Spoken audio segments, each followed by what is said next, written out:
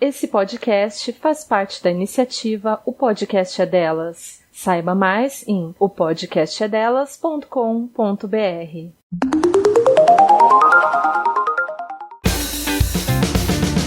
Esse podcast é apresentado por Toribá. Para outros programas, acesse toribacomunicação.com.br.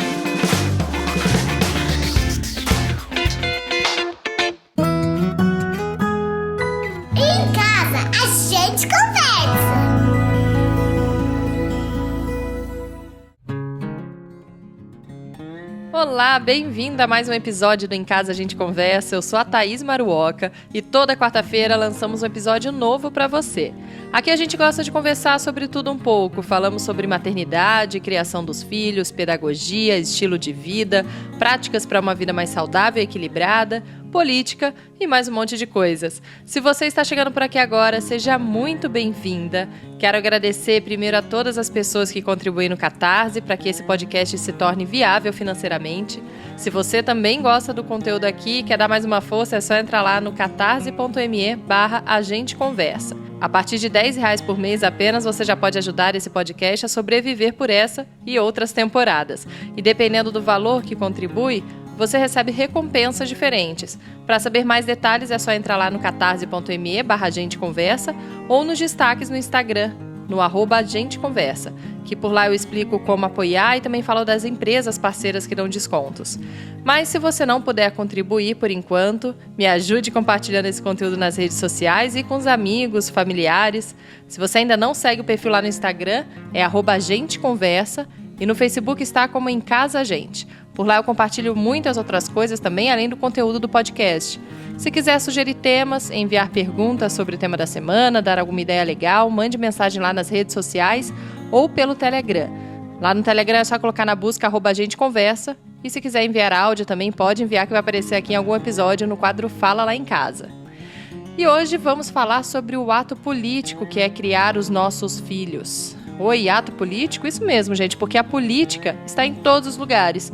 A primeira forma de sociedade que os nossos filhos têm acesso é a nossa família. E é justamente através dela que eles conhecem o mundo. Educá-los é um ato político. Mostrar para eles valores como honestidade, empatia, aceitar o que é diferente de nós e do que pensamos também é política. Então, para falar sobre esse assunto, convidei aqui 3 pessoas. Vai ser um papo bem gostoso aqui. Do meu lado está o Otávio, meu marido e pai dos meus filhos, que já participou de outros episódios. E um casal amigo nosso, que a gente já vai aproveitar aqui também para matar um pouquinho as saudades pelo computador apenas, né? Porque a gente está aqui na quarentena, que é a Tati Fávaro e o Plínio Teodoro, que também já participaram de episódio aqui sobre comunicação em família. Bem-vindo, gente. Se apresentem, por favor, um por um. Quem quer começar? Eu sou o Otávio. Estou aprimorando aqui a minha imitação de Lula, sabe? E, porra, é um prazer estar com vocês aqui, sabe? Brincadeira, bom vê-lo, bom... Enfim, a gente está se vendo aqui pelo computador, então bom vê-los.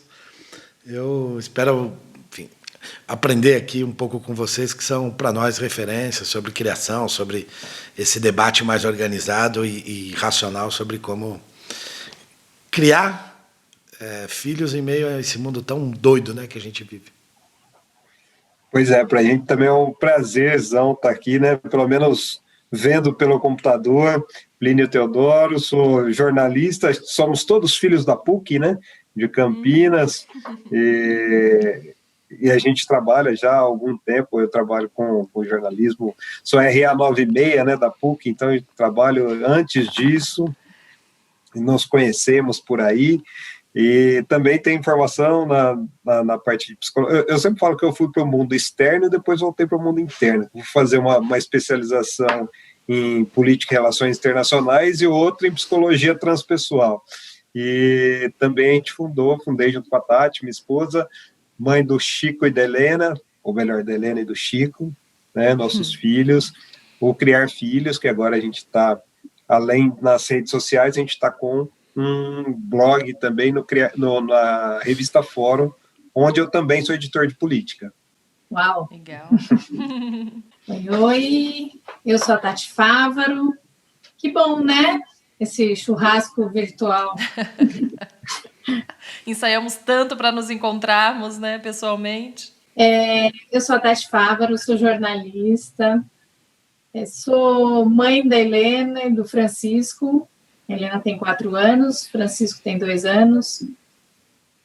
Essa trajetória que a Thaís falou de criar filhos ser um ato político, ela começa quando a gente decide ter filho, e aí a gente começa a estudar, né? Para parir, para gestar. E depois que a Helena nasceu, eu me tornei doula. Depois da doulagem, fui fazer uma especialização em psicologia do puerpério, que é o período do pós-parto, para acompanhar essas mulheres, a solidão dessas mulheres. E também sou Master Practitioner em PNL, Programação Neurolinguística. E a gente estuda a constelação familiar, a gente troca figurinha. Bem-vindo, gente. Vamos começar aqui pela segunda vez, né? Bem-vindos pela segunda vez aqui no Em Casa a Gente Conversa. Vamos começar aí pelo que é política, né? Acho que seria legal a gente começar falando exatamente disso, né? Porque que relação que tem em criar filhos? Afinal, o que é política? Posso dar meu pitaco primeiro? Pode, por favor. Eu acho que a primeira coisa que a gente entende como política, né, geralmente é uma questão de política partidária, esse jogo de política que hoje em dia no Brasil está muito mais para politicalha, politicagem, do que para política realmente, né? E daí quando a gente fala que criar filhos é um ato político, a gente está falando da política no cerne da política. Se a gente for ver na etimologia da palavra política, é o ato de viver na polis, né, na cidade, é o ato de socializar, se relacionar. E o que eu acho muito interessante, a gente está vivendo num momento em que a grande discussão, na verdade, sobre ser um ser político se dá na questão familiar, né? Então, hoje em dia, existe um conservadorismo muito forte, falando que a família tem que ser o papai, a mamãe e os filhos, e tem que ser criado daquela forma de levar na igreja e tal. E a gente sabe que não é bem assim, né? A política, o ser político é o ser que se relaciona em sociedade.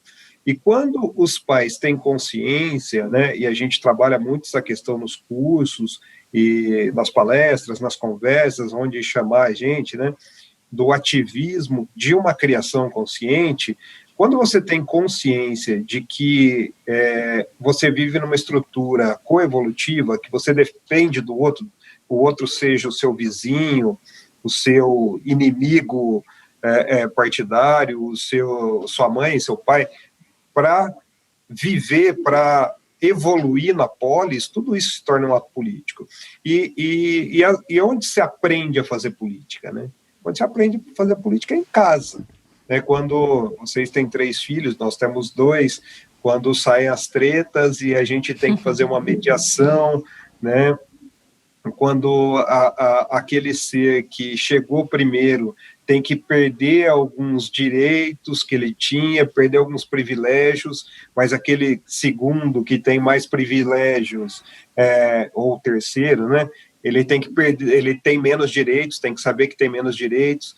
Então, quando a gente começa e envolve essas crianças nesse pensamento de que a gente evolui junto, né, de que a gente cresce, evolui e aprende juntos, primeiro com os pais e depois com a sociedade, a gente já está falando de política, né? Então, isso é muito importante. E hoje a gente vê uma certa censura velada a esse termo para se falar com crianças. A gente aqui em casa é totalmente ao contrário. A gente fala que a gente nem precisa da Damares, sabe, Otávio, para doutrinar, porque a doutrinação é feita pela gente aqui. Paz, eu quero ouvir mais vocês aí, porque eu gostei desse início de prosa. Eu estava dando uma olhada aqui de quem que é a frase que em algum momento viveu uma decisão, né? Acho que é do Jung. Em alguma medida, a minha impressão, eu estava falando, eu não estava falando sobre criação especificamente com a Thaís, porque ela estava reclamando de alguma coisa. Hoje a gente estava reclamando e eu falei para ela, imagina, da correria do dia a dia e tal, e a minha impressão é que uma parcela das pessoas, onde eu me incluo na maior parte do tempo, né, ligam uma espécie de piloto automático na vida, né?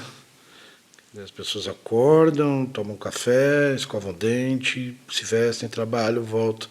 beijo, boa noite, dorme, né? E vão se preparando como uma ampulheta virada ao contrário para morrer, assim, sem refletir sobre a existência, sem pensar. Não é refletir sobre a finitude especificamente, mas é pensar qual é o tipo de vida, qual é o tipo de relação que se constrói nesse período que a gente está por aqui, né? E eu sou daqueles, eu falo isso para a Thaís, assim, até pouco tempo atrás eu estava puto até com o Tchê, aquela frase, "Rai que endurecesse, pero sim, pelo perder a ternura jamais". Às vezes eu sinto que a gente tinha que perder a ternura pra caralho, sabe? Assim, tem que ficar puto, tem que ter ódio. Não é só o amor, a esperança que constrói. Eu mantenho minha raiva de algumas coisas. Assim, eu falei isso pra Thaís, depois ela viu aqui também. Assistir todos os minutos do assassinato do Floyd é pedagógico para mim desse ponto de vista, de não achar que a vida pequena burguesa aqui que eu levo... Eu sou filho de doméstica, enfim, meu pai morreu porque era um cachaceiro, um alcoólatra. Eu tinha uma vida dura, mas eu tenho uma vida hoje pequena burguesa, né? Com 3 filhos, sem nenhuma dificuldade e tal. A tentação de ter uma vida pequena burguesa, com valores pequenos burgueses, onde quase tudo se restringe a uma ideia de que se eu cuidar da minha família bem, não importa se vai crescer fascista, escroto, machista, racista, se eu cuidar bem, der de comer, der carinho, der beijo, de modo geral essa é minha contribuição com o planeta, minha contribuição, minha forma de existir, de perpetuar e de seguir quando eu não estiver aqui.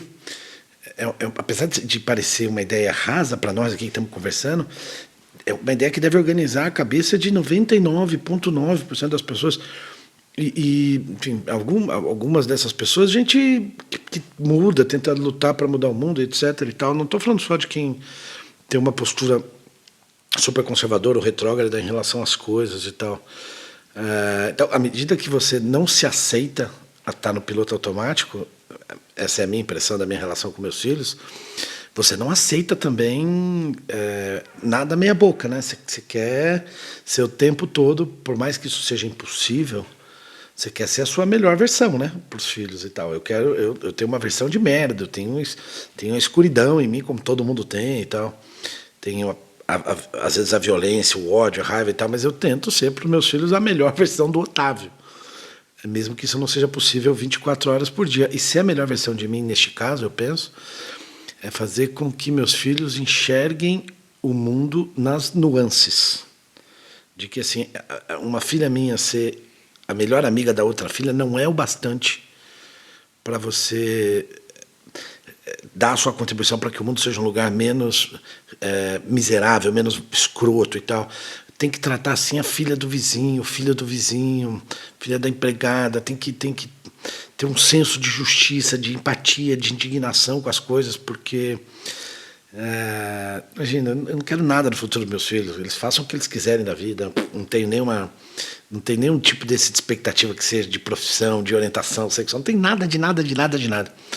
Agora, vai ser um negócio de doido na minha vida se eles não entenderem que mais do que a criação, assim, viver conscientemente é um ato político, é um discurso político. É um discurso, é um manifesto, né? Você optar por viver, decidir. Em algum momento todo mundo tem que decidir por viver. Se você decide por viver e entender desse ponto de vista que a sua existência não pode ser só passar por aqui rapidinho, mais do que a criação, viver um ato político. Então, enfim, eu não sei, não tem esse negócio muito elaborado na minha cabeça, mas, de modo geral, eu quero que meus filhos tenham uma atitude frente à vida que seja reflexiva e que os coloque sempre na condição de pensar, porra, e se alguém fizesse isso comigo, assim? Quando a gente fala de criação de filhos, a gente conversa aqui que é um passo antes, né? Que ter filhos, decidir ter filhos é um ato político e é uma escolha, né? Mesmo quando a gente não escolhe, no caso assim de uma gravidez indesejada ou de uma gravidez que é fruto de um abuso, uma violência, é um ato político levar essa gestação adiante, né? Escolher ter esse filho ou não, escolher o que vai fazer sobre o próprio corpo, poder escolher. Então, a gente vive numa sociedade em que a mulher não tem domínio nem protagonismo sobre o próprio corpo, né? O homem é um protagonista no cenário do parto. A mulher tem que fugir da violência obstétrica, que está nessas nuances, né? Que o Otávio estava falando disso. Quero ensinar os meus filhos a enxergar nas nuances.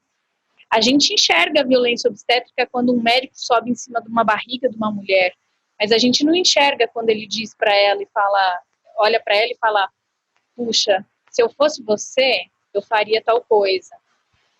Sabendo que aquela mulher está olhando para ele como o topo da cadeia, né? O homem branco que estudou, virou médico, se especializou, às vezes fora do país. Ele fala uma coisa, aquilo é a verdade absoluta para aquela mulher. E aí até a gente se vê diante de um ser que passou por um processo de individuação e vai poder fazer as próprias escolhas, muita coisa já aconteceu.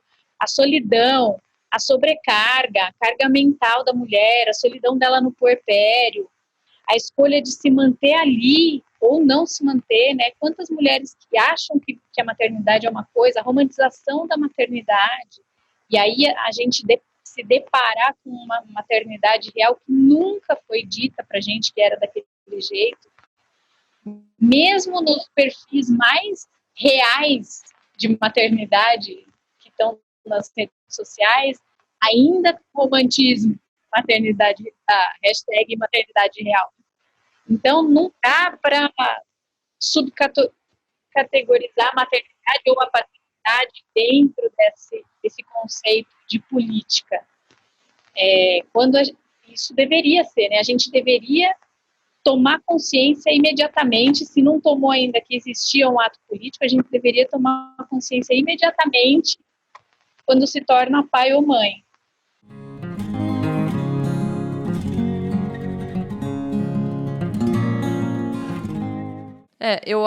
Você falando aí, né, do parto, de tudo isso, entra nessa, para mim, inclusive, eu acho que o momento em que eu comecei a realmente me interessar mais por política, entrar de uma forma a querer entender mais, me empoderar mais, foi justamente por conta da maternidade. Foi justamente nessa fase também, né? Gestação, deixa eu pesquisar de que forma que eu quero ter, o parto, quando a gente descobre, né, que para você ter protagonismo no seu próprio parto, você precisa se preparar para isso, pesquisar sobre, precisa de uma equipe humanizada, porque se você não tiver uma equipe humanizada, inclusive você não consegue nem ser protagonista do seu próprio parto. E aí veio, né, com o nascimento da Maia, da primeira filha, começar a ir atrás de questões que eu achava importante que eu quero passar, né? Que tipo de valores que eu quero passar para os meus filhos, e aí acaba que a gente se cobra, né, de a gente se preparar e pesquisar sobre assuntos até que antes a gente não pesquisava antes, porque justamente agora tem uma criança lá que depende do que você vai ensinar para ela, né? E aí também tem essa questão da coerência, porque não adianta nada a gente falar uma coisa para os nossos filhos e fazer outra, né? E também isso é uma coisa que a gente vê bastante, de muita gente, por exemplo, reclamar de corrupção, reclamar do Brasil que não vai para frente ou que não dá certo, mas é a primeira a ir lá e jogar o lixo no chão, a parar na vaga reservada para idoso, enfim, não respeita nas coisas no dia a dia e passa uma ideia para o filho, né? Ensina que não pode ser corrupta, não pode fazer essas coisas, mas lá com o filho dentro do carro vai lá e passa um sinal vermelho, por exemplo, né? Então também tem essa questão de você ter o mínimo de coerência do que você quer passar com o que você faz no dia a dia, porque as crianças vão realmente aprender com o que elas veem, né? Como a gente falou aqui, né? A primeira escola, né, é dentro de casa. Elas enxergam o mundo, né, através dos pais, através da casa, que é o primeiro lugar que elas têm contato. Então, aí que começa, né, toda essa questão de política, e que a gente está falando aqui que a política é tudo isso, né? Que são todos esses valores. Ninguém é uma ilha, né? Mas como a gente faz para proteger em alguma medida, é possível, né, os nossos filhos desse tipo de um pedaço dessa influência bizarra, né, do consumismo, da ideia de que você não é o que você é o que você tem, de uma sociedade de consumo, uma sociedade que trava uma guerra cultural violentíssima, né? Toda vez que eu vejo as pessoas falando que a esquerda trava uma guerra gramsciana, eu fico pensando quem dera se a esquerda tivesse a indústria hollywoodiana, por exemplo, né, para travar uma guerra cultural de verdade, né? Fazer filmes que as pessoas assistissem 10, 20 séries por dia, que ensina que você tem que ter dinheiro, tem que ter o tênis, tem que não sei o quê, tem que passar por cima, tem que atropelar, tem que sobreviver, tem que ser forte, tem que ser foda, não pode não sei o quê. Mas é um mundo de verdade, né? A gente conversa isso aqui também, porque você não consegue proteger para sempre, você não consegue isolar do mundo, enfim, às vezes a gente se choca aqui com uma frase ou outra que ouve, que com certeza não aprendeu em casa, com uma ideia. Mas é um processo complexo e super fragmentado esse da criação, né? Não é um processo simples. A pior corrupção que existe é a corrupção de valores, que começa em casa. Quando você, por exemplo, tem um filho homem e fala para ele que ele não pode chorar. Hoje a gente vive uma sociedade onde a maioria do sistema penitenciário a maioria é feito por homens que tiveram uma criação que não foi permitido chorar, que tiveram que abafar sentimentos, que não puderam, por exemplo, como você disse, sentir raiva.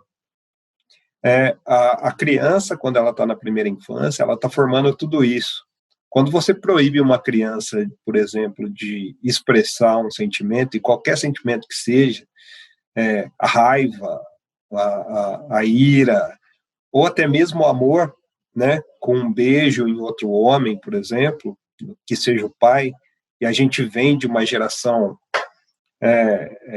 muito recente, onde havia esse preconceito, e que foi muito enfatizado, inclusive, dentro da sociedade patriarcal do American Way of Life, daquele pai que sai, vai trabalhar. É a mesma história do homem das cavernas que sai com o tacape e vem trazer a caça, né? Então, foi romantizado isso no American Way of Life, que o cara vai, sai, traz ali o sustento da família, senta em frente da televisão, vai lá e toma sua cerveja enquanto as crianças estão brincando, assistindo televisão. E isso criou uma corrupção de valores, de identidade, né? Hoje a gente tem essas penitenciárias cheias de homens, a gente tem a maioria de homens na política, a gente tem uma violência entre homens, por exemplo, muito grande, justamente por essa decisão patriarcal de que você tem que preparar a mulher para ser uma coisa e o homem ser outra, né? Então, isso para mim é uma corrupção de valores, porque quando você pega, por exemplo, eu tive um episódio aqui muito interessante que eu vivi com o Chico, né, com o meu filho, que ele tem 2 anos e 5 meses, que teve um dia que eu desci, eu estava trabalhando aqui no escritório, eu faço home office, cheguei em casa, cheguei no quarto e ele estava brincando com bonequinhas, com as bonequinhas da Helena. E para mim aquilo foi um choque. Primeiro porque eu descobri, nesse processo todo, que eu não tenho muita referência do brincar. O meu pai sempre foi o pai que trabalhou e trouxe sustento para casa. Então, o máximo que eu tenho de lembranças dele, assim, do brincar, é uma brincadeira tipo de piscina, de futebol e tal, aquelas coisas que acontecem no fim de semana. E eu não tinha esse negócio de sentar. E o Chico começou, papai, vem brincar.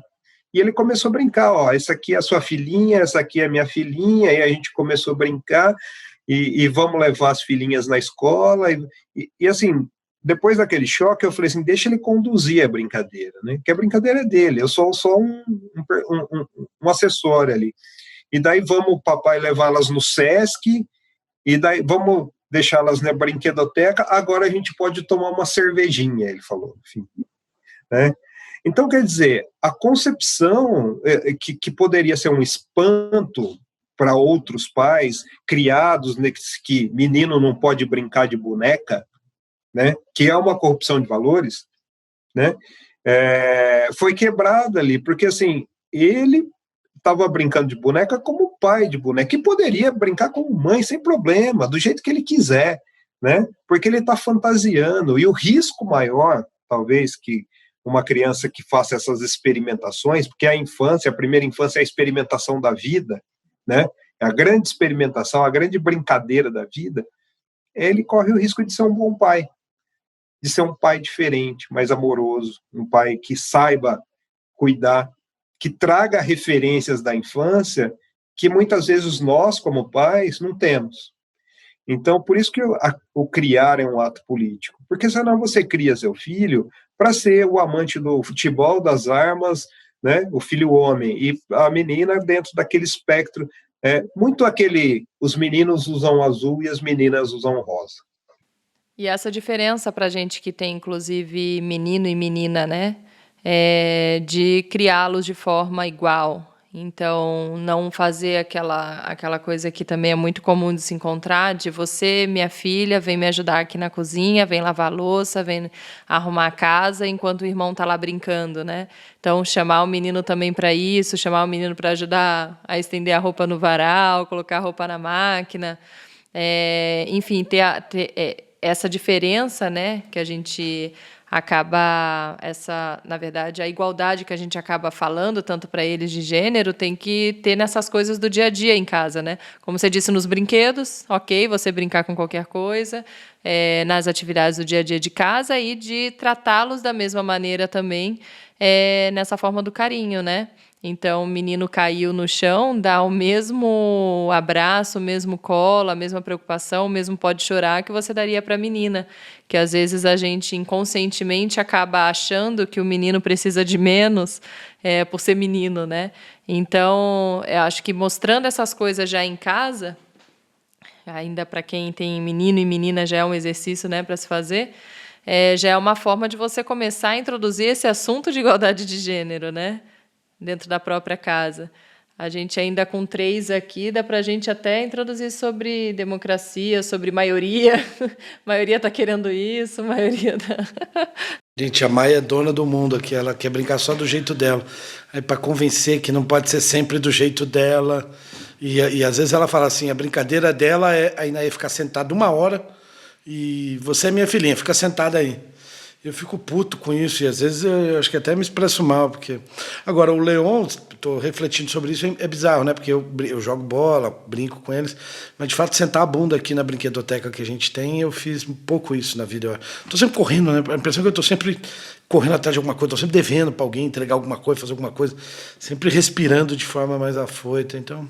Agora, o Leon, uma das roupas que ele mais gosta é uma saia, é um negócio de doido. Né? Ele gosta de se maquiar, ele gosta de uma saia das meninas e tal, enfim. Para nós isso não foi nenhuma surpresa, na verdade, foi... Eu acho fofíssimo, sair ele andando por aqui, correndo, volta e meia com uma saia rosa de purpurina que as meninas têm, que é uma fantasia, porque na salinha onde ficam os brinquedos, tem umas fantasias, e ele sempre quer colocar essa saia. Aí o lance da fantasia, de tiara, ele sempre quer colocar, porque vê elas também. Passa batom, isso daí ele vê as irmãs, ele quer fazer igual, né? Fazer igual, e é bizarro isso, né? Porque para nós não é que a gente aceita, não é normal, é parte da paisagem, né? Mas às vezes eu vejo amigo com foto, não sei, né? O quê. Depois, a mim me incomoda isso, quem vê. Uhum. Depois, um amigo meu, que é progressista e tal, uma vez você, depois seu filho cresce confuso aí, você vai reclamar da vida. Eu cresço confuso com o quê? Tipo, do que você está falando? Meu filho crescer confuso com a sexualidade dele, mas não crescer confuso em relação à vida. Bom, confusão com a sexualidade não me parece que é um patrimônio de um ou outro cidadão do mundo, né? Seja criança, seja idoso. Quem dera todo mundo assumisse que tem algum tipo de confusão com as questões relacionadas ao sexo. Mas, de qualquer forma, se meus filhos crescerem completamente livres em relação a isso, mas tolerantes e, enfim, não vendo novidade no tipo de comportamento religioso ou sexual das pessoas, não julgando ninguém por isso, metade da tarefa está bem cumprida, me parece. E tem uma outra questão, que a gente não tem a referência interna de como criar essas crianças livres. Porque a maioria de nós não foi criado dessa forma. Então, por mais que a gente olhe para isso de uma forma natural, às vezes a gente pisa no tomate, fala alguma coisa que, né? Então, assim, a gente é machista, a gente... Tem um documentário, O Silêncio dos Homens, acho que é muito legal, que uma das falas de um dos caras lá, ele fala assim, eu não posso dizer que eu sou... que eu não sou machista. Eu sou um machista em desconstrução. E a gente está bem no começo dessa desconstrução, né? A gente costumava dizer aqui que a gente é uma geração de transição, porque a gente vem de uma geração em que ainda educava de forma muito violenta, autoritária, em que os padrões de machismo, de misoginia, de racismo estavam muito presentes no almoço do domingo, sabe? No dia a dia. E agora a gente começa a olhar para isso. Só que aí a gente tem discutido muito isso. Será que a gente é mesmo uma geração de transição? Eu já acho que a gente é uma das primeiras gerações de transição. Ainda tem muito trabalho para os nossos filhos fazerem. Só que o que a gente percebe, o Otávio estava falando assim, como é que a gente protege, né? Como é que a gente faz com que isso que a gente pratica na nossa casa, que eles consigam levar isso para fora, se fizer sentido para eles. E o que a gente percebe é muito isso, sabe? É um trabalho muito árduo, é muito cansativo, exaure a gente, porque a gente não tem essa referência interna. Então, primeiro a gente tem que fazer esse trabalho na gente. É isso que é muito cansativo, né? Em todas essas frentes. Você vai educar sem grito, sem punição. Cara, primeiro você precisa parar, respirar. E isso é o que a gente chama na neurolinguística de processo de aprendizagem. Você não sai dirigindo o carro no primeiro dia que você pega o carro. Você precisa saber onde está a embreagem, o acelerador, o breque. Uma hora você vai trocar um pelo outro, vai morrer o carro, você não vai conseguir fazer a ladeira. E agora, depois de muito tempo dirigindo, a gente tira a sobrancelha dirigindo o carro. É isso, né? Manda uma mensagem, não deveria fazer nenhuma dessas coisas, mas esse é o processo que a gente busca fazer com os nossos filhos, para que isso se torne natural para nós, antes de ser natural para eles. É um esforço hercúleo. Só que vale muito a pena, porque a gente percebe que eles vêm, né? Eles vêm contaminados mesmo. É isso que vocês estavam falando aí. As frases, os conceitos e tudo mais, eles chegam. Só que é muito louco ver como eles não têm esse outro lado que a gente tem, né? O da educação violenta, o do racismo. E se a gente consegue fazer isso com muito esforço, eles mesmos ressignificam. Eu vou contar uma historinha. A Helena estava na escola e uma amiga queria brincar de uma determinada coisa e ela não queria brincar daquilo. E ela falou, mãe, eu não quis brincar e eu fui para outro lado e ela começou a chorar. E aí ela usou uma frase assim, eu tentei acolher ela, mas ela não quis. E eu respeitei. Aí você fala, putz, sabe, tá dando certo. Porque, e olha que louco, e ela ainda falou assim, eu não sei qual foi o adulto que estava ali por perto, que ela falou assim, mas tinha uma pessoa lá que falou assim, a briga de vocês já acabou? E aí ela falou assim, mas a gente não estava brigando, a gente estava conversando, ela estava decidindo o que ela queria, eu estava decidindo o que eu queria, ela não quis ser acolhida e eu respeitei, mas depois a gente conversou. Eu falei, é uma criança de 4 anos e meio, eu jamais, com 4 anos e meio eu só crescia, né? Então, assim, a gente tem esse trabalho de desconstrução na gente, é difícil, tem dia que você chega no fim do dia e fala, será mesmo, né? Ô, Tati, eu tava contando, eu tava 34 dias sem gritar com meus filhos, gritei hoje. Eu ficava brincando, estamos há 8 dias sem gritar, 9 dias, há 10 dias. Mas hoje não teve jeito. Mas é isso que você diz, né? Eu acho que é o Paulo Freire que disse que não tem nada mais forte do que o exemplo, né? Não adianta você achar que vai crescer tudo de um jeito e você ter um comportamento diferente, né? O Leão é doido para beber cerveja o tempo todo, porque ele vê o pai o tempo todo pendurado numa latinha de cerveja para cima e para baixo, né? Cara, ele reconhecer as nossas imperfeições é muito, muito importante. Porque quando a gente reconhece que a gente é imperfeito, que a gente é só o pai e mãe possível, eu gritei com você, cara, foi mal. Foi mal porque eu estava nervoso, foi mal porque eu estava irritado, foi um dia muito difícil para mim, foi pesado. É tão legal Eu pedi desculpa também. Eu pedi desculpa para a Inaê também. Falei, Inaê, vamos refazer, porque a gente tem um negócio aqui que é o combinado, né? E elas até falam, o combinado não é caro, né, papai? Aí a gente tinha o nosso combinado, que ela não grita e eu não grito, né? Ela gritou hoje umas 2 vezes, eu gritei também. Aí depois de um tempinho eu falei, filha, papai gritou, desculpa aí, não sei o quê. Vamos fazer o nosso combinado de novo? Você não grita com o papai não grita com você, e dá dedinho e torce para dar certo da próxima vez, né? Porque eles têm o direito, às vezes, de gritar, porque não tem 42 anos. Eu tenho, né? E é muito bonito quando a gente faz esse caminho de reconhecer, porque eles se sentem à vontade para errar.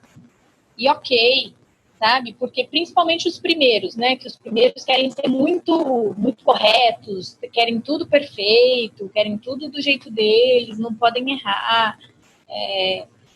Dentro dessa hierarquia aí. E aí fica uma carga muito grande. E quando a gente fala disso, né? Então, como é que eu falo? Existe uma distorção muito grande. Por que criar filhos é uma política? Vem você falar desse negócio aí, né? Ó o comunista, ó o progressista. Cara, simplesmente porque o cara, a hora que ele põe a boca no seu peito para mamar, ele já já é um ato político dele. Porque esse carinha aí para mamar em público, ele vai precisar resistir. Ele já nasceu resistência.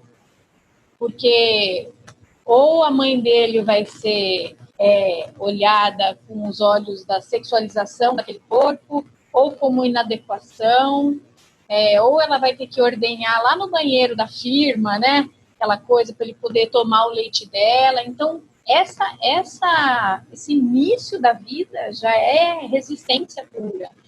Só que as pessoas, elas deturpam o significado. A gente trabalha com comunicação e o criar filhos, ele vem dessa coisa da desconstrução pela comunicação, sabe? Por que é político? Porque é como eu vou existir aí nesse microcosmo, que primeiro é minha família, segundo é o meu círculo social, profissional. Então, a hora que eu vou ordenhar o meu banheiro num cubículo lá na empresa que eu trabalho, eu estou resistindo, é um ato político. Porque eu podia escolher, fazer outras escolhas, outros caminhos, mas não, eu estou escolhendo aqui, né? A humilhação de ter que se cobrir para amamentar, ou, na verdade, porque a mulher está trabalhando fora, né? Também tem isso. Ela está trabalhando fora, a gente já não usa essa linguagem com a gente mesmo, parece que a gente está sempre devendo o macho que está lá em casa, né, que chegou cansado do trabalho. Como é que eu vou criar uma criança feminista?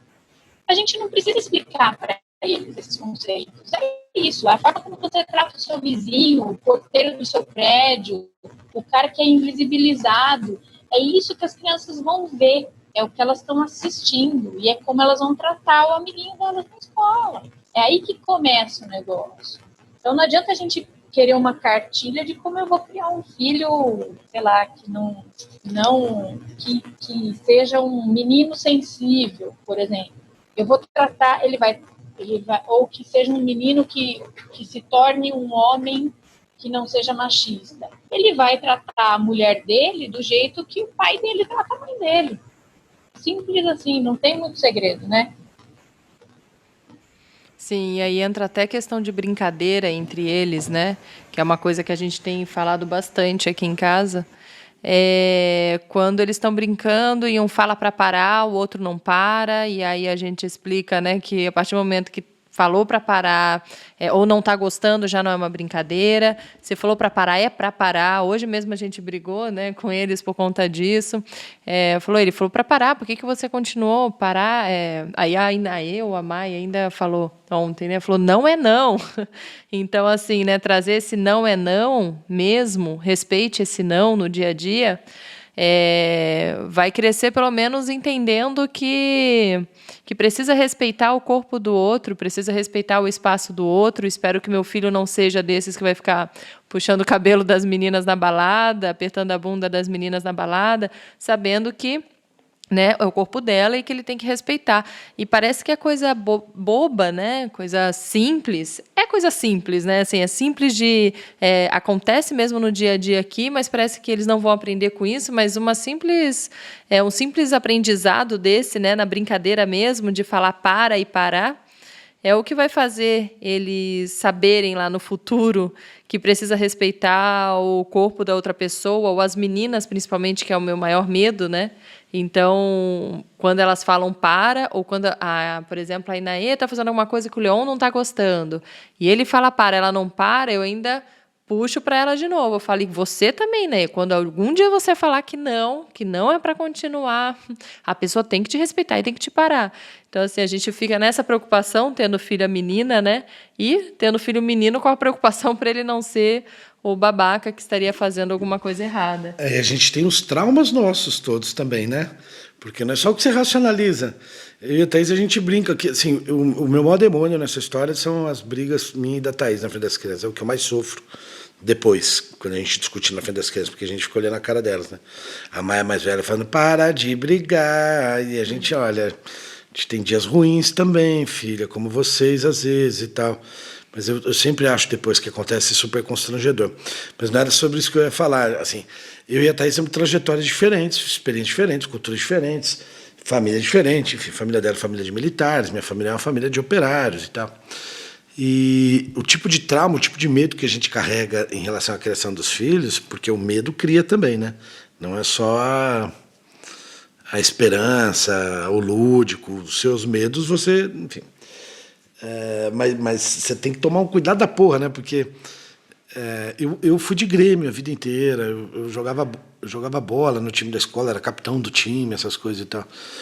Eu não passei por esse negócio de bullying, esse trem, né? Mas eu lembro que meu irmão que se assumiu gay cedo, o Luciano, alguns anos já, isso deve ter mais de 10 anos, eu falei, porra, Luciano, às vezes me parece que é exagerado esse negócio de bullying e tal, porque na nossa época não era assim e tal, ele não era um caralho, desculpa a boca, estava lá, os seus amigos, vocês eram os caras que praticavam bullying, então a conta, se você não é o que sofreu bullying, você é o que está praticando na escola, né? E eu não quero que minhas filhas sejam as que praticam bullying. Eu me sinto mal, mas eu tenho mais medo hoje de quem pratica, eu acho. Porque o Lu disse, eu não sofria bullying porque eu era seu irmão e tal, mas vocês esculhambavam meus amigos todos que eram gays e que, enfim. E me parece que esses medos que a gente tem, daí você não quer que, eu não quero, por exemplo, que a Maia seja mais dura às vezes, não seja menos autoritária, porque eu acho que eu era bastante, enfim. E o tempo todo você fica ali, né, tipo, puta que pariu, será que este tipo de medo ele é de verdade, né? Você vê filho brincando de longe, meio isoladinho de outras crianças numa festa, você fica mal. Você vê ele sendo o centro do mundo, fica mal também. É duro, porque a gente vai sofrendo por tabela, não existe um modelinho de perfeição. É evidente que ensinar pelo exemplo é muito forte, mas existe um mundo inteiro, né? Mas é um barato a experiência das pessoas, porque eu concordo com muito com o que você disse, apesar de não ser um estudioso da primeira infância, né? A Maia, assim, você chega e fala, para com isso agora, ela parou, né? Quer te agradar, ela tem isso na cabeça, né? A Inaê debocha, né? Olha pra você e fala assim. E o Leon, mais novinho, pior ainda. Então você acaba perdendo mais a paciência com o mais novo, né? E a mais velha vira a cagueta da história. Pai, não sei quem tá fazendo não sei o quê. E você legitima esse negócio super equivocado, né? De uma menina de 5 anos ter que ser a vigia de costumes dos dois. Aqui a gente costuma muito falar que não quer ouvir fofoca, né? De falar, ai, não dedura sua irmã, para de dedurar. Eu falo pra eles, eu odeio cagueta. Fala, vocês são amigos, não é pra ficar dedurando, mas sempre assim, né? Se for alguma coisa importante, se tiver em risco, aí é outra coisa. Mas fora isso, para de ficar falando.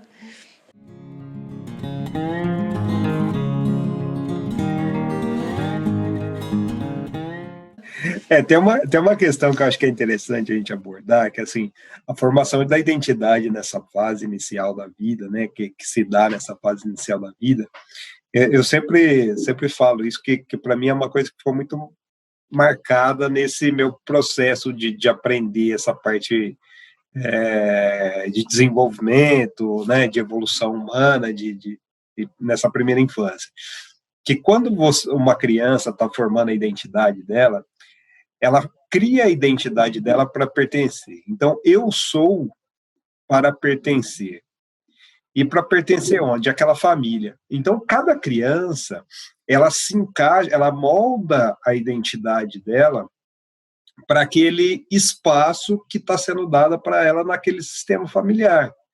Então, tem a criança que, se a gente firma uma identidade dela, né, se a gente reafirma que ela é a mais bravinha, é a mais comilona, é a mais, sei lá, a criança pega isso para ela, e disso ela leva para o mundo.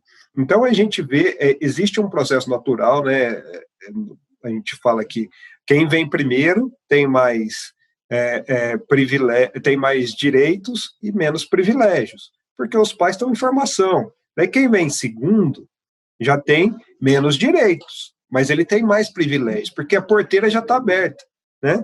E assim, consequentemente. Então, acho que a grande chave aí é a gente aprender, e junto com eles, né? Não é só ensinar, mas aprender junto com eles, fazer esse convívio de uma maneira que seja congruente, saudável para todo mundo, porque é desse jeito que a gente quer viver em sociedade, né? Quer levar isso para um ato político, né? Acredito que a grande questão hoje em dia que a gente debate é que existem pessoas que têm um pensamento mais sistêmico, mais social, né?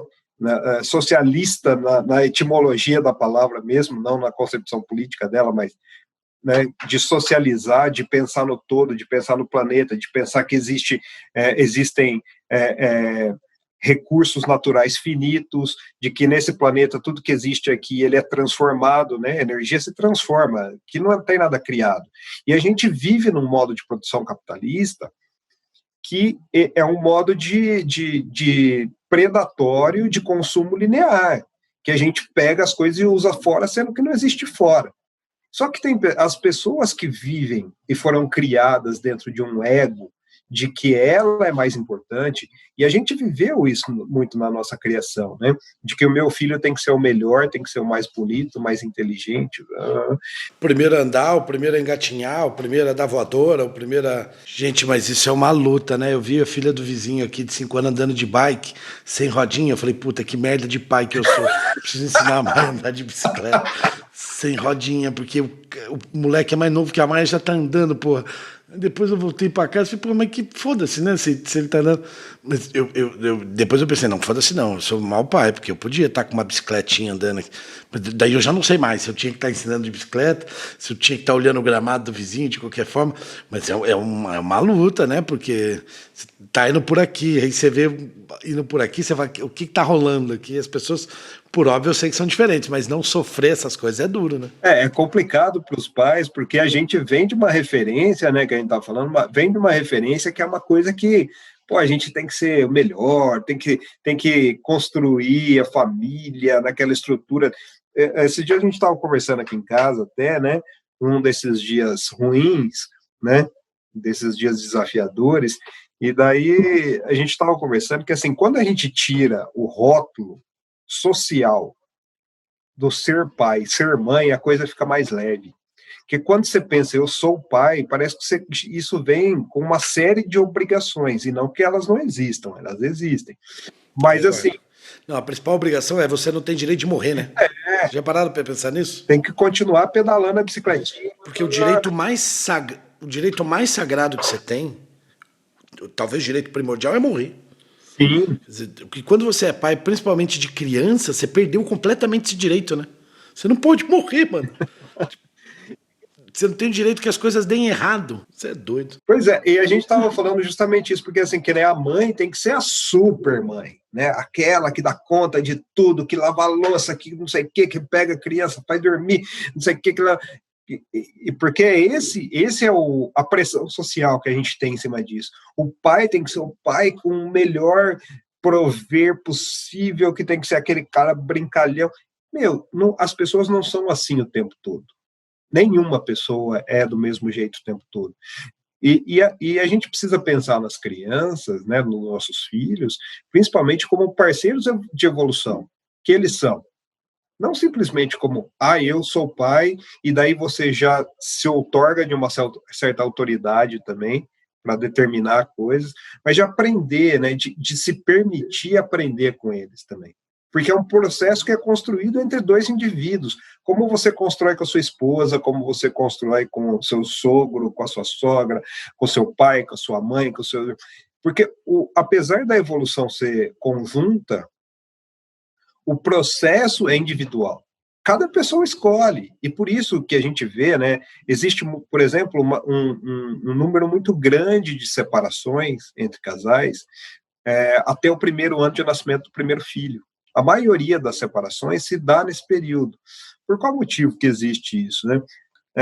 Porque você se depara com dois egos tendo que definir um padrão de criação de um terceiro. Então, é quando entra em choque ali, né? Não, e daí sempre tem aquele, eu sou assim, eu não vou mudar, né? Tem aquele discurso, eu sou assim, eu não vou mudar. A pessoa que não muda é a pessoa, e hoje a gente trazendo para uma esfera social e política, né? De conservadores que não querem mudança, são as pessoas que têm medo do desconhecido, medo do que não aconteceu ainda. Então, essas pessoas... De quem que é a ideia? De quem que é a ideia de que tem gente que tem medo que as coisas mudem? Eu tenho medo que elas nunca mudem. Pois é. É do Chico, não é? Tem uma frase nesse sentido, né? Porque se a gente for ver... Eu concordo contigo. É um processo nunca refleti, mas no natural. fundo é isso, né? Porque, e a gente quer mudança também. Agora, quando vê uma atitude diferente em casa, a gente fica puto, né? Enfim. E é aí que eu tô falando, que né, a criação do filho não é uma via de mão única, né? A gente não ensina, a gente, na verdade, aprende. E eu vou falar para você que aqui em casa eu aprendo muito mais do que eu ensino. Né? Com certeza, eu também. E tem uma outra questão, né? A gente cria uma expectativa de que a gente está estudando, reconstruindo tudo isso na gente e que eles vão ter a obrigação de, no mínimo, fazer tudo isso que a gente usar todas essas informações que a gente está oferecendo, e simplesmente pode ser que isso não aconteça. E aí, o que acontece?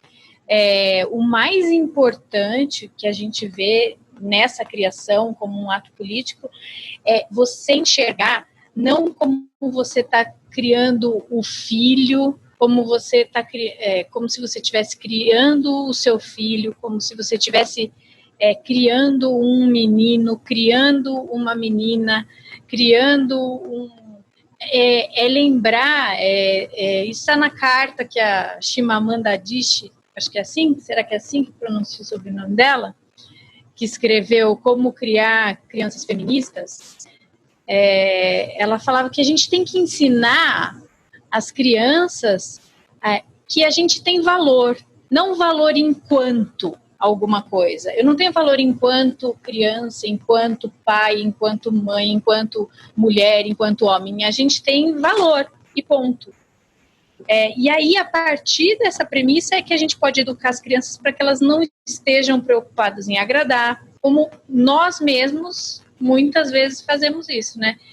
Aí é criar essas crianças para elas serem livres, mesmo sabendo que lá no nosso íntimo, por conta do nosso ego, a gente quer que elas estejam presas a essas coisas novas que a gente está estudando, que a gente quer tanto que elas façam e cumpram. É muito sutil isso, a gente precisa tomar muito cuidado com isso, porque a gente quer eles mesmos livres, né? Quer que essas crianças realmente sejam livres. Então é saber, putz, eu estou fazendo esse caminho, mas pode ser que meu filho saia e faça alguma coisa que eu não concorde. O grande lance está na base dos valores que acontece nessa primeira infância. Na primeiríssima infância, principalmente, que eles fazem o maior número de sinapses aí, que é de 0 a 3 anos, que fica lá registrado no inconsciente, e na primeira infância, que a gente gosta mais de chamar de primeiro setênio aí, porque tem essa coisa de 0 a 7 anos, né, que são os ciclos, segundo a antroposofia.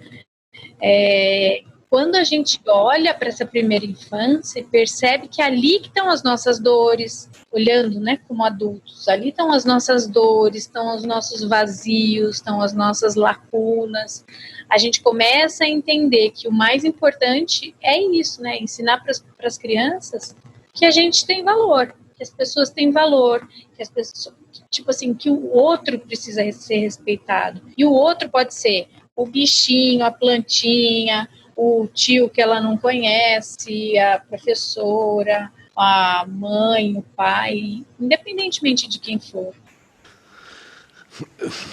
Tatuar Gustavo Franco no braço. Você sabe que eu não posso dar nome, mas trate como um caso hipotético. Uma das histórias mais sofridas que eu ouvi na minha vida, eu acho, é de um cara que foi perseguido injustamente, um cara do PT, foi preso, depois acabou sendo absolvido. Mas numa desses ativismo judicial bizarro, né, que encarcera as pessoas, que faz o diabo e tal. E ele era um médico, bonachão, boa gente, enfim. Criminalizaram desde a saída, logo depois do impeachment da Dilma, uma série de políticas públicas do governo, né, e criminalizaram uma delas, que era o Mais Médicos e tal, que era, de modo geral, uma política feita muito tempo planejada, mas que foi executada muito rápido, como resposta às jornadas de junho de 2013. Né? Então ele tinha buracos, enfim.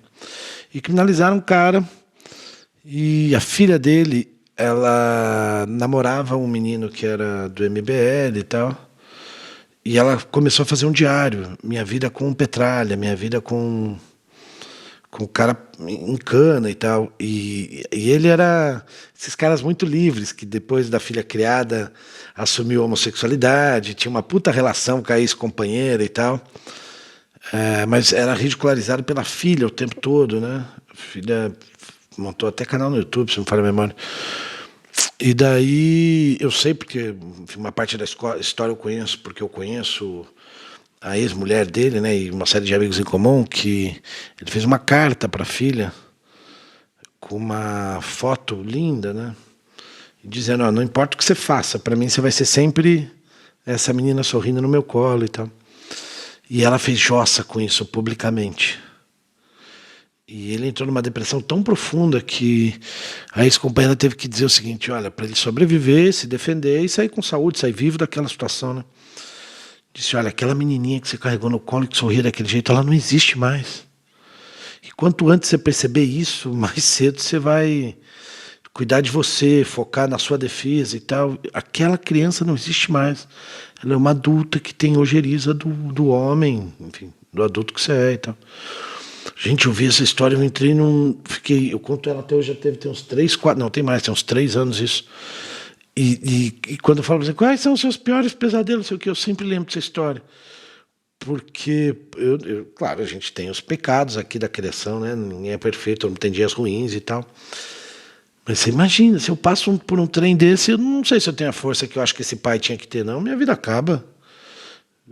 Tudo que você pensa, porque é isso, né? Você não idealiza o time que vai torcer, a profissão que vai ter, tudo isso é bobagem, né? Mas o tipo de relação que vai ter contigo, pelo menos, né? O seu lugar no mundo ali, a relação que você vai ter com ela, é evidente que você idealiza. Você pode dizer que não, mas, pô, eu quero que seja minha garota para sempre, né? Até meu último dia por aqui e tal. E a ideia de que ela vai deixar de ser minha garotinha um dia, mesmo quando ela tiver 60 anos, eu tiver 90, é uma ideia que, nossa senhora, parece que o coração foge do peito, né? Agora é isso, né? Chega uma hora que é livre, é do mundo e você tem que... Olha, já tô até chorando aqui, credo, só de pensar nisso. Você é doido. Pesadelo. É uma conversa que eu sempre tenho aqui, né? Eu falo assim, ó, eu como corintiano, né? Meus filhos podem até optar por ser palmeirense, São Paulino, mas vai ser uma decepção. Eu prometo que eu vou tentar disfarçar, mas vai ser uma decepção tão grande se eles chegarem em mim e falarem assim, papai, eu quero fazer economia na PUC do Rio e quero virar um agente do sistema financeiro. Eu falo, não! Tem uma amiga minha que comentou um dia da camiseta do Leon, que é com mãe feminista num cresço machista. E aí ela me mandou mensagem falando, eu não acho isso não. Isso daí não serve para todos os casos, não é sempre assim, né? Pode torcer para que não seja. Aí ela contou, ela falou, eu fiz a minha parte.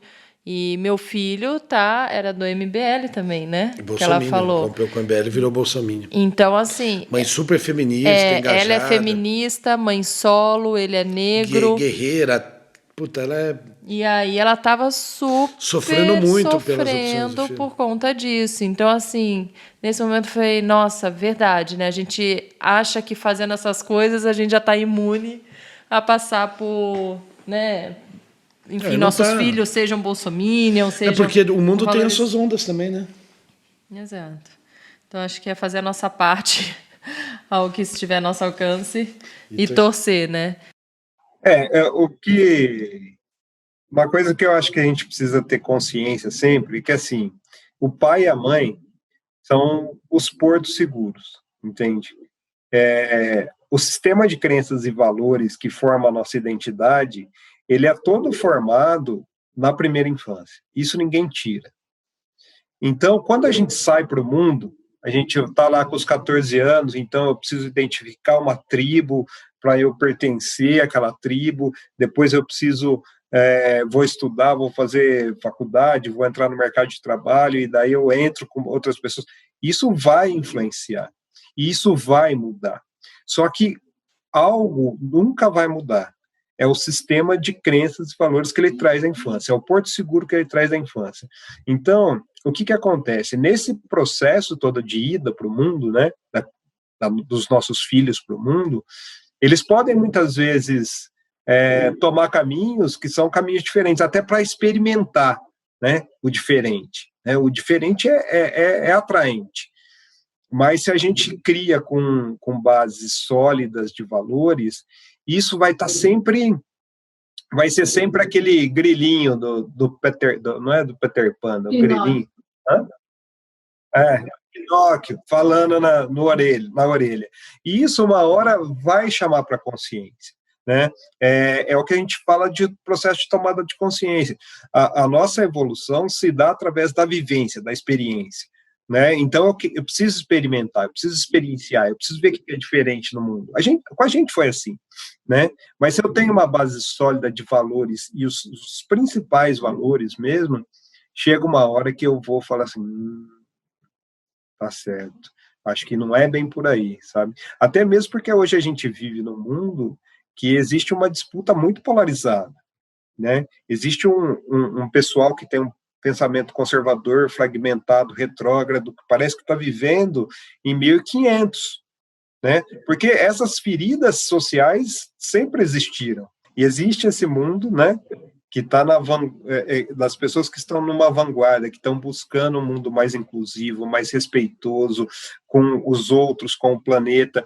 E isso faz com que essas pessoas que não querem mudança também fiquem apavoradas, né?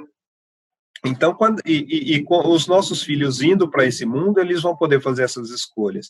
E muitas vezes, até para pertencer a esse momento, eles podem escolher, por exemplo, seguir um Olavo de Carvalho, que é um ser que tem um pensamento totalmente fragmentado, um pensamento horrível, né, que hoje é um grande ideólogo da extrema-direita. Mas se ela tem essa base de valores sólidos, uma hora, pelo menos, ela vai chegar a contestar internamente isso. E isso é o que importa, que a gente pode deixar. É o único que a gente deixa, né? E é interessante, né? Porque isso faz com que a gente reflita como realmente o criar filhos é um ato político. Porque por mais que a política se dê na sociedade, o nicho social mais importante para nós é a família. E o não pertencimento à família, ou o pertencimento torto, de alguma forma reprimido, suprimido, ou, né, a gente começou falando a questão da criação dos homens, né, com emoções reprimidas, isso vai ser exposto socialmente um dia, né? A pessoa que é... Eu fiz durante a campanha eleitoral, eu fui buscar umas informações do Bolsonaro para entender um pouco esse jeito machão, adorador de falos fumegantes, né, que ele tem. E isso tem muito a ver com a criação que ele teve com o pai, né? E, na verdade, o que essas pessoas, muitas vezes, que fazem esse discurso fragmentado, violento, eles estão fazendo para, de alguma forma, tentar se encaixar na família de origem, né? E a gente sempre fala que isso se resolveria com o abraço de um pai, de uma mãe, e que não foi dado, ou que essa pessoa não aceitou receber, porque tem isso também, né? Os nossos filhos, a gente pode oferecer tudo, e pode chegar um momento que eles não queiram aceitar, que é um ato político deles e é um ato respeitoso, né? Quando a gente pensa como indivíduo que nós somos, para que a gente, por mais que doa, a gente não chegue a um ponto de julgar ou até mesmo entrar num processo, como você falou, depressivo, né? A gente faz a nossa parte e torce.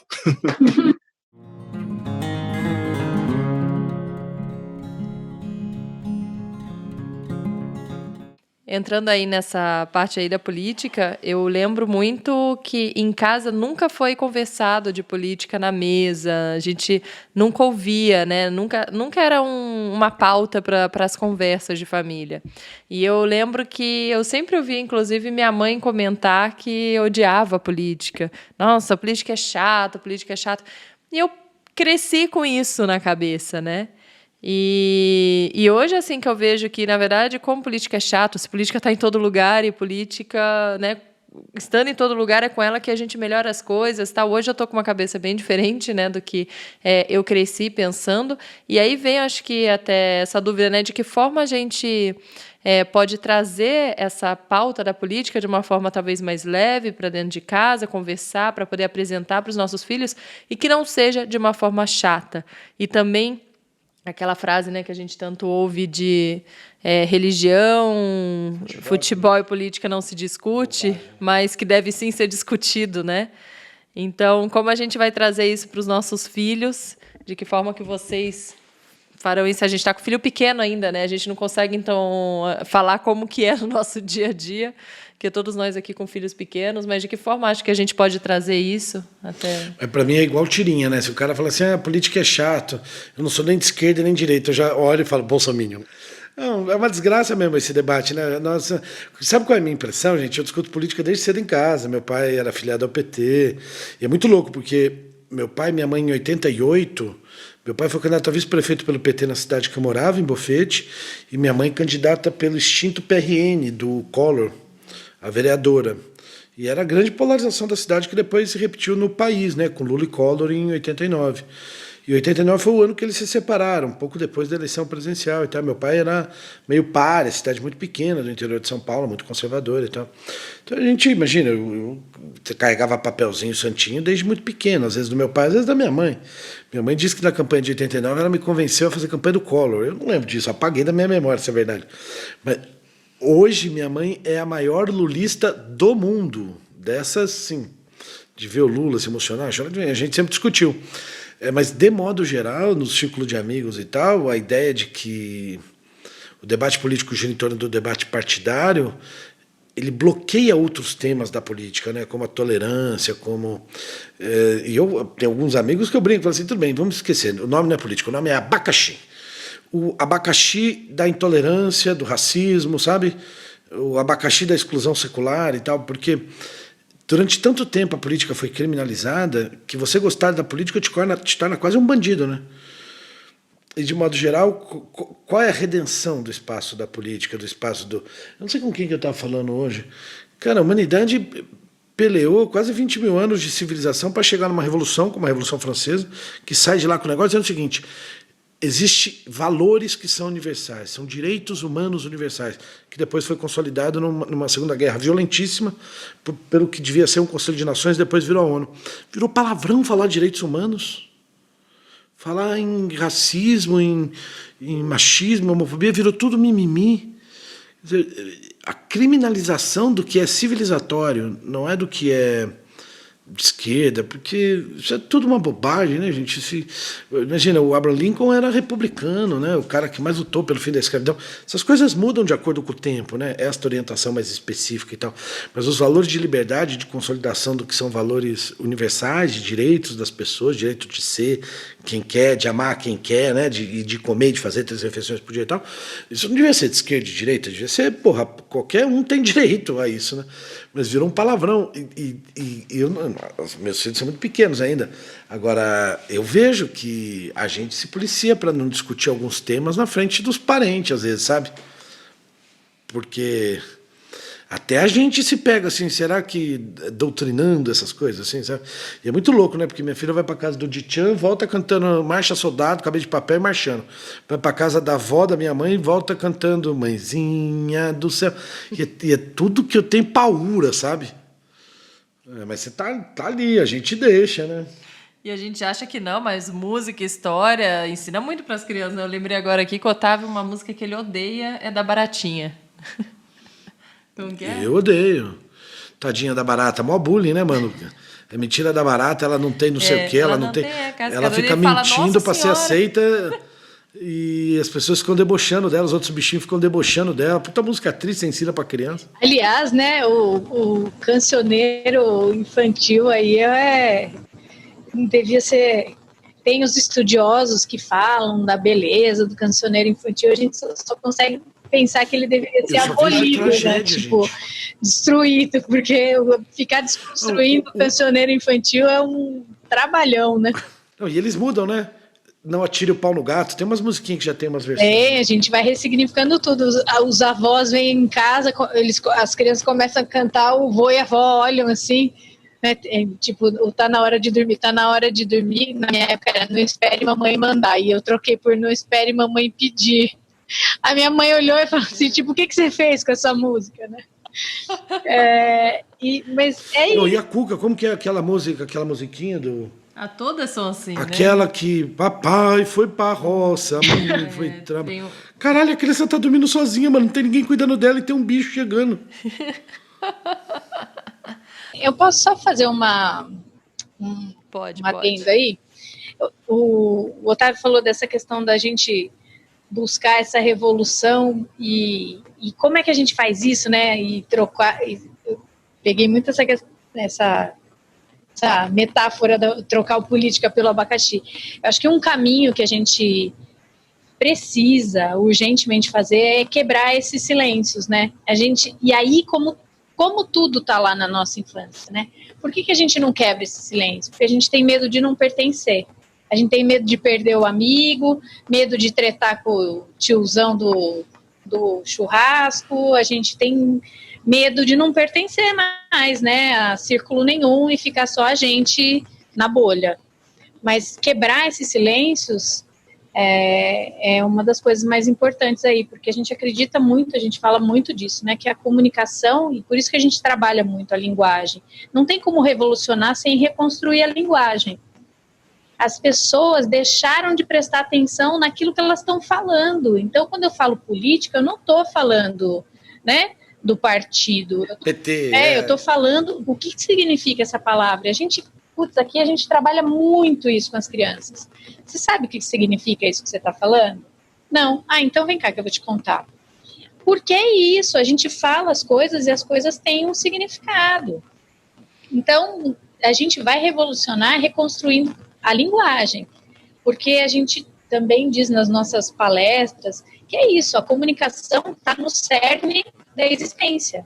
A gente existe porque a gente se comunica, né? Então, assim, é por eles, pelas Maias, as Helenas, os Franciscos, Inaês, Leons e todas essas crianças, que a gente vai falar na fila do mercado quando alguém fala alguma coisa. A gente vai interferir quando alguém for diminuir uma mulher porque ela está amamentando, ou for, sei lá, fazer uma piada racista. A gente começa a fazer isso, os nossos filhos começam a ver a gente a fazer isso, e para eles vai ser natural fazer isso. E a esperança que a gente tem é que essas crianças, não só os nossos filhos, mas as crianças do planeta, elas possam ver ser essa nossa revolução. Porque, na verdade, assim, essa revolução é interna, né? É a gente quebrar um ciclo de gerações e gerações e gerações que vem repetindo esse padrão de comportamento, de linguagem, de opressão. Eu acho que é isso. Eu voto nela, tá? Eu também voto. Eu voto nela. Vote na Tati Fávaro. Gente, mas até isso é meio uma obrigação nossa, essa brincadeira do eu voto nela, né? Porque meus amigos não querem participar da vida política, né? E eu tenho amigos no PSDB, eu não tenho amigo fascista, mas amigos liberais eu tenho, gente que pensa diferente de mim, um monte de coisa da vida e tal. E as melhores, eu odeio a expressão cidadão de bem, então não uso essa porra dessa expressão, mas as pessoas mais generosas que eu conheço sumiram de perto dessa política representativa, dessa institucional, né? Porque mesmo elas dizendo que você tem que romper esse silêncio, tem uma teoria política, acho que é da espiral do silêncio, de uma socióloga alemã, filósofa chamada Elisabeth Neumann, que diz exatamente isso por outras palavras. Ela diz que o nazismo, em alguma medida, só prevaleceu porque uma minoria impôs um silêncio, uma minoria que tinha medo de não ser aceita em ciclos familiares, etc, etc. É o famoso vou sair do grupo de WhatsApp porque só ficou golpista no grupo de WhatsApp. A gente tem que ficar e constranger o fascista a sair, enfim. De modo geral, é isso que eu penso. Mas os meus amigos que eu considero mais aptos a representar, sabe, se posicionar, se colocar, amigos e amigas, né? Saíram, vazaram, não querem saber, sabe? De tão criminalizado que está o debate público, não é a política, o abacaxi, né, no caso. E isso que você está dizendo, eu concordo super, Tati, e levar isso à enésima potência é ter gente como você que tope representar outras pessoas, dar voz a outras pessoas, porque senão a gente abre mão de um espaço importante que é o espaço da luta institucional.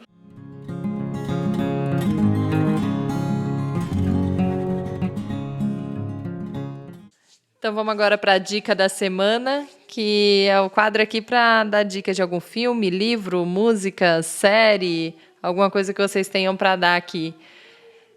O que vocês querem indicar? Pode ser sobre o assunto, pode ser qualquer série que vocês estejam assistindo que vocês acham legal aí. Mas se tiver alguma dica, inclusive de livro infantil ou música infantil, alguma coisa que dentro do assunto seria legal também. Dica de livro infantil é com você. Então, eu vou indicar documentários, principalmente para pais de meninos, né? Um deles é A Máscara que Você Vive, You Mask You Living, que está no YouTube. É muito interessante sobre justamente esse modo de criação patriarcal que a gente submete aos meninos, né? E que leva, né? E que acaba fortalecendo essa estrutura ainda retrógrada politicamente que a gente vive. E o outro é quase que uma versão nacional que foi feito pelo pessoal do... Qual que é o nome do site mesmo? É o Papo de Homem. Papo de Homem, né? O Ismael, uma pessoa fantástica, que é O Silêncio dos Homens, né? Que fala muito também desse processo de conversa e de criação de meninos, que eu acredito que as mulheres tiveram um avanço muito grande com os movimentos feministas dos anos 70, principalmente, o movimento feminista e outros istas, né? Mas os homens ainda têm uma cabeça ainda mais retrógrada, mais conservadora, tem muito mais dificuldade de sentir, e a gente sabe que o sentir está na base de tudo, né? Então, são esses dois documentários que estão disponíveis aí no YouTube.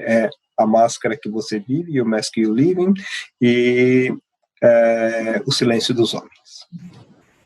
Tem 2 livros da Chimamanda Adichie que acho que são legais de indicar, que um é O Perigo de uma História Única e o outro Como Educar Crianças Feministas, que acho que fala bastante com esse tema aí que a gente estava tratando. Legal. E você, Otávio, quer dar alguma dica aí? Eu indico nenhum sobre criação. Eu estou começando a ler Comunicação Não Violenta, mas como eu estou começando a ler, ainda não vou recomendar. Mas eu vou recomendar Como as Democracias Morrem, que não tem relação direta com o que a gente está falando, mas tem relação direta com o que a gente está falando, porque fala da escalada autoritária, da intolerância, manipulação e etc., de como as pessoas vão se embrutecendo nesse processo, e esse é o início do fim, né? Para a democracia nos termos que a gente conhece. É uma boa leitura, eu acho. E eu queria indicar livro infantil, então, que eu adoro. E a gente comentando aqui, né, de mostrar para as crianças através, desde a infância, através de livros também. Um que eu estava até comentando com a Tati nesses dias, né, Tati, A Revolução das Princesas, que são 4 livros dessas histórias das princesas que a gente ouve aí, da Rapunzel, da Cinderela, da Ariel e da Bela Adormecida. São dessas 3, mas contadas de uma forma diferente. Então, a Revolução das Princesas conta como A princesa salvando o príncipe sempre. Eles são fora do padrão também, fisicamente, né? Fora do padrão do que mostra nos desenhos da Disney. Para ter uma ideia, Ariel, por exemplo, no final do livro, que o menino ainda chama ela, isso é muito legal, fica aqui na pedra, né? Vamos viver aqui fora comigo. Ela, não, vem você aqui para o mar, né?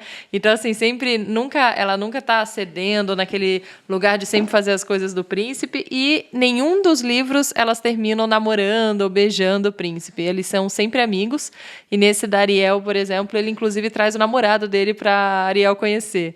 Então, todos eles têm uma história muito legal, assim, sempre as princesas salvando, sempre elas sendo a heroína, sendo as corajosas e tirando aí as meninas desse lugar de princesa delicada, fofa e frágil que espera a vida inteira por um príncipe para ser salva.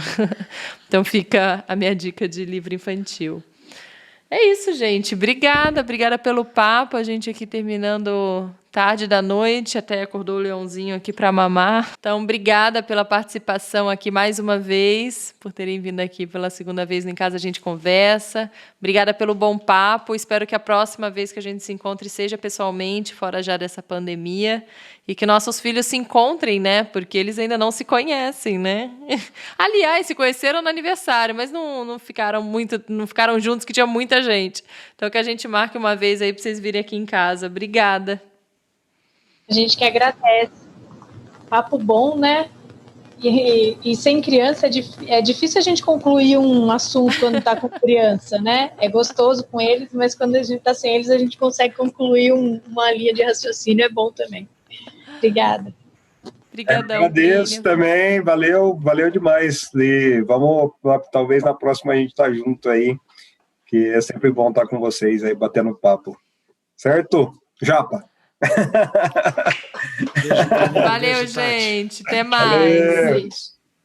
E antes de finalizar, queria agradecer aqui aos parceiros do Em Casa a Gente Conversa, o Ateliê Serenando, de marcenaria e decoração, Trama Livre, de pano de prato representativos, a Egli Prema, de colar de âmbar e atendimento terapêutico, a Instinto Fotografia e Filme, de ensaios e eventos, a Good Acessórios, que vende colares mordedores, Nino e Bela, de moda infantil, Helena Coloma, que é maquiadora e também dá curso de automaquiagem, Teta Healing, se você não sabe o que é, tem um episódio inteirinho explicando sobre esse tipo de terapia, com a Raquel Ribeiro e Eliel Paiva. Eles também fazem atendimentos presenciais e online, então nessa época da pandemia também estão atendendo, a Muriqui, moda infantil, e a Nelly, de depilação, sobrancelha e massagem. Quero agradecer aqui a todos os parceiros que acreditam comigo nesse podcast.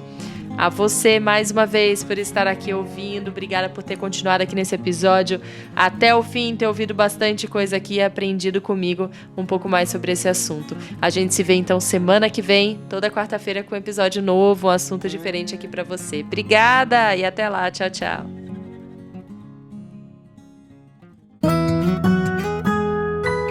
Em Casa a Gente Conversa.